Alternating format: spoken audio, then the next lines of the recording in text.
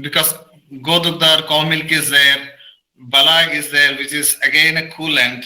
Is it safe to say that it has a coolant effect on the body, or what is the net effect in terms of hotness and coldness on the body because of this? See, we need to understand that Kshirabala in the form of material what we use it or the mode of usage will definitely will make the things heat or cold or something like that. Generally, its potency is cold, but it doesn't cause any as such cold or sore throat or something like that, or it won't increase the kapha manner.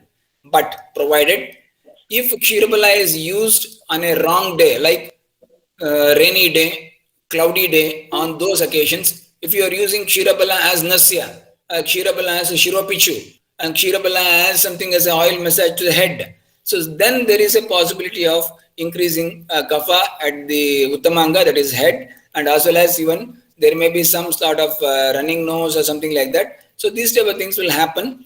If that depends entirely on the method or the mode of application. Simply taking inside the body as a oral medication or something like that, it won't increase the kapha in such manner.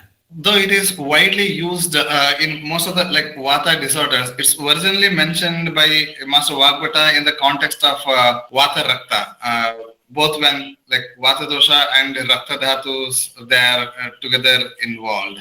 So can it be used in other diseases where which are grossly compared with Vata Rakta, like varicosity of veins or gout and such other vascular diseases associated with pain also? But generally, it has been observed that Kshirabala capsules or Kshirabala Taila is used wherever Vata and Pitta are involved, or even a Rakta if it is involved also in that condition, but there is a blockages, then it won't work as a Sroto Shodhana Dravya.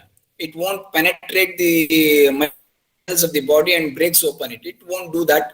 It is one of the potent Guru as well as a Snigdha and Sheetha Dravya, and it is definitely going to improve the bone density. It is definitely going to reduce the Vata, and it is a nervine tonic. It penetrates to such a level of tissues, and it helps in particularly for the circulation and all those things, but it won't reopen the channels which are blocked, so something like that, like what do you call vascular insufficiency, like that. We don't find such results in vascular insufficiency and these conditions.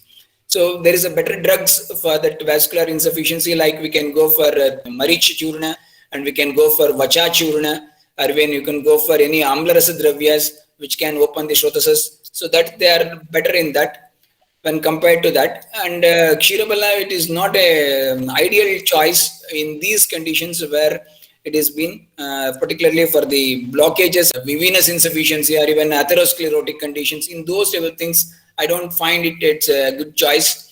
But it is generally we can use it for osteoarthritis. It's a very good choice. Age-old senile related any problems of vata or pain or neuralgia and those conditions, it is a good choice.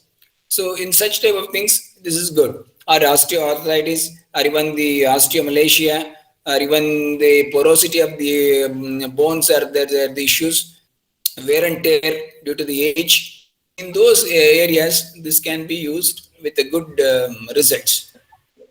So wherever this tissue regeneration, rebuilding of joints, ligaments, tendons, or bone tissue, so there this is more useful, you mean to say, sir? Yes, definitely. Where there is a tendon rupture or a ligament tear or something like that, damages are there.